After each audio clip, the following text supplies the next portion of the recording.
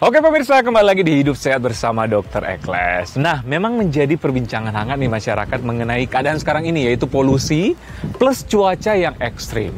Dan katanya karena kedua hal ini ada gangguan kesehatan yang terjadi. Salah satu yang paling hits yang menjadi perbincangan masyarakat juga adalah radang tenggorokan. Tapi Anda jangan khawatir, kami punya salah satu alternatif menjadi solusi Anda di rumah, yaitu melalui ramuan herbal.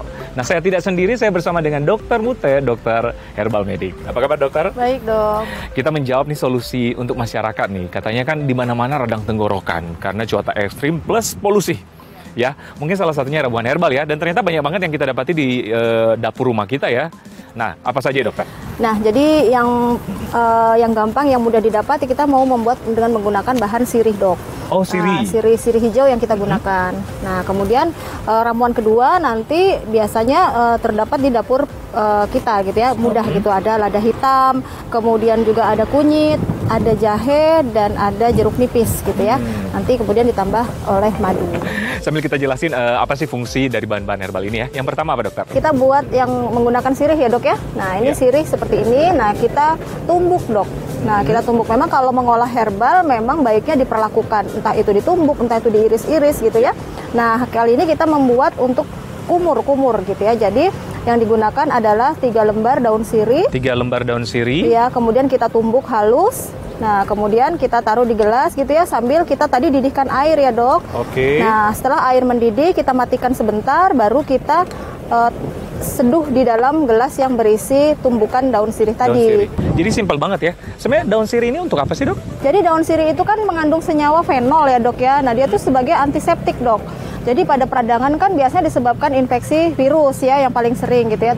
Fenol itu dalam daun sirih itu mengandung berfungsi sebagai antimikroba dok. Jadi dia dapat membunuh bakteri, virus gitu ya. Kemudian juga sebagai anti peradangan. Oke, jadi ada senyawa fenol ternyata dalam daun sirih ini sebagai antibakteri, antivirus, kemudian juga ada antiinflamasi atau anti-inflamasi. Peradangan. Oh, jadi bagus banget untuk untuk tenggorokan ya? Iya, baik, untuk radang tenggorokan. Nah, ini bisa dikonsumsi gitu ya untuk kumur-kumur sehari 3 kali, Dok. Ini dipakai kumur ya. Oh, dikumur aja bukan ditelan? Iya, dikumur aja. Nanti kita saring, nanti airnya untuk kumur-kumur. Sehari 3 kali? Sehari 3 kali. Ini bisa didiamin nggak, Dok? Di lemari es atau langsung diracik langsung Iya, jadi dalam keadaan panas kita hangatkan dulu, kan lebih enak untuk hangat ya. Iya, gitu. Iya. Tapi bisa disimpan ya berarti?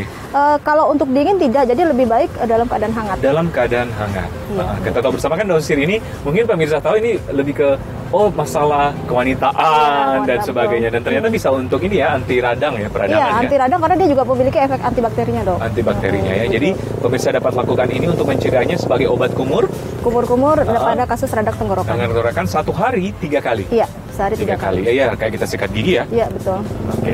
Nah, yang kedua apa, dokter? Nah, yang kedua kita untuk ramuan yang diminum ya, Dok ya. Nah, itu kita butuh dengan jahe gitu ya. Jahe kita parut, kemudian kunyit juga kita parut, dan ada lada hitam. Nah, ini lada hitam kita tumbuk. Berarti kalau tadi hanya satu bahan saja, kali ini ada beberapa ya? Iya, jadi ini dok, kita butuh jahe yang sudah diparut ya dok. Nah, jahe ini kan mengandung... Jahe ini ya? Iya, jahenya harus diparut karena untuk mengolah herbal harus diperlakukan. Bisa diparut, bisa diiris-iris tipis gitu ya. Nah, kita masukkan kira-kira sekitar 1 sendok teh dok. 1 sendok teh? Iya, 1 sendok teh jahe yang sudah diparut. Nah, jahe ini apa sih dok? Jadi jahe itu kan mengandung zat aktif namanya gingerol ya dok ya. Nah, dia fungsinya sebagai antibakteri, kemudian ada antivirus juga, kemudian juga anti peradangan. Nah, kemudian kita butuh lada hitam yang sudah ditumbuk ya dok. Nah, lada sepertiga sendok teh saja. Nah, kemudian kita butuh kunyit. Nah, kenapa kunyit disatukan dengan lada hitam? Karena zat aktif pada kunyit itu kurang maksimal terekstraksi tanpa adanya lada hitam. Lada hitam. Isinya apa sih dokter? Jadi lada hitam itu mengandung senyawa piperin ya. Dia sebagai anti peradangan. Kemudian juga anti mikroba juga. Dan kunyit itu senyawa namanya kurkuminoid gitu ya. Dan dia dapat terekstraksi 2000 kali lebih banyak kalau kita menggunakan lada hitam. Oke, jadi efeknya lebih maksimal ya? Efeknya lebih maksimal gitu ya. Nah, kunyit itu juga mengandung anti peradangan gitu ya dok. Anti peradangan apa dok yang di kunyit? Kurkuminoid. Kurkumin ya? Kurkumin. Gitu. Nah, ini sampai mendidih Iya, atau dalam keadaan mendidih? Sampai mendidih kurang lebih sekitar 15 menit dalam api kecil gitu ya. Kita tadi kan masukin airnya 200 cc ya. Itu menjadi separuhnya gitu. Berarti ya. 100 cc ya? Sekitar 1 cc. Oke. Gitu. Oke, ini sudah mendidih dokter ya. Jadi tadi 2 gelas ya dokter ya? Ya, jadi tadi 2 gelas dok. Ini sudah mendidih selama 15 menit terus jadi 1 gelas. Nah, kita angkat ya dok ya.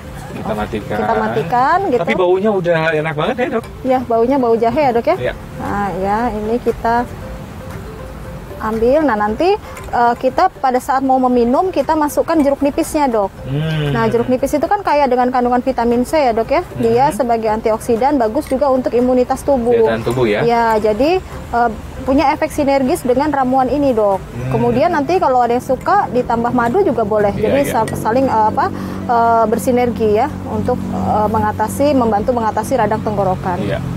Ya, dan selain ini ya, bonusnya rasa ya. Ya, bonusnya rasa manis dan juga berkhasiat ya. Oke. Ini diminum kapan dokter? Diminum sesukanya yang mau minum. Jadi tidak ada batasan kapan harus minum gitu dok. Sehari 3 kali. Sehari maksimal 3 kali. Iya. Terserah kita pagi, siang atau malam. Pagi, siang atau malam. Waktu-waktunya mau sebelum makan boleh, sesudah makan juga boleh. Kalau misalnya kita sedang mengalami radang tenggorokan, sampai sembuh kah atau gimana? Iya, dokter? sampai sembuh. Sampai sembuh. Iya. Kalau untuk pencegahan bisa? Bisa. Kalau untuk pencegahan cukup sehari 1 kali dok. Sehari 1 kali Jadi, saja. iya. Ya, ini menjadi salah satu alternatif mungkin pemirsa di rumah, apalagi di kota-kota besar kayak kota Jakarta kita tercinta nih, terkenal banget sekarang polusi dan cuaca panas. Bisa jadi tindakan pencegahan ya, lewat minum 1 hari sekali ya. Iya betul, tentunya diikuti dengan pola makan yang baik ya, yang sehat, kemudian istirahat yang cukup. Iya, sama olahraga, lifestyle yang Betul. baik ya dokter. Jadi ternyata ramuan ini bisa juga untuk pencegahan ya. Betul. Saya ingin coba nih dokter. Iya. Memang belum radang tenggorokan, tapi karena kita hidup di hiruk-pikuk kota Jakarta tercinta, harus ya dokter. Nah, tapi pakai madu supaya ini ya menambah cita rasa ya dok? Boleh, 1 sendok teh 1 cukup. sendok teh. Tadi kebetulan kita sudah memasukkan jeruk nipis ya, Jeruk jadi warnanya nipis. agak berubah. Ini dokter cukup? Ya cukup. Oke. Jadi ada asamnya mungkin, ada manisnya dokter ya? Rasanya ada asamnya kan ada jeruk nipis tadi, ada manisnya tapi ada jahe. Jadi enak-enak aja ya. Seperti kayak kita minum apa ya? Teh, ada jeruk nipisnya gitu, Dok. Dan ini untuk tindakan pencegahan 1 hari sekali. Jadi terserah kita pun sampai kapan pun bisa dok? Iya, jadi kalau untuk pencegahan 1 hari sekali cukup dok. Tetapi kalau misalnya untuk pengobatan gitu ya, membantu pengobatan radang tenggorokan bisa diminum sampai 3 kali. 3 kali sehari? Iya, dan sesuka yang meminum. Meminum ya? Iya. Karena ini kan banyak sekali antioksidan, kandungan gizi yang di dalamnya. Betul. Dokter, nah ini mungkin pemirsa penasaran, siapa yang tidak boleh mengkonsumsi ramuan ini? Oh iya, karena mengandung jahe dan jeruk nipis gitu ya, khawatir pada orang yang sensitif lambungnya terhadap jahe dan jeruk nipis, maka tidak disarankan bagi penderita gangguan lambung. Oh, jadi kalau ada asam lambung, penyakit mah tidak disarankan. Tidak disarankan gitu. Oke, semoga bermanfaat. Nah, dokter terima kasih banyak. Ya, sama-sama dok. Ya, terus menjadi saluran berkah untuk ramuan herbal ya, ramuan-ramuan herbal di Indonesia. Nah, pemirsa masih banyak informasi kesehatan selanjutnya, tetap bersama kami di Hidup Sehat bersama Dr. Ekles.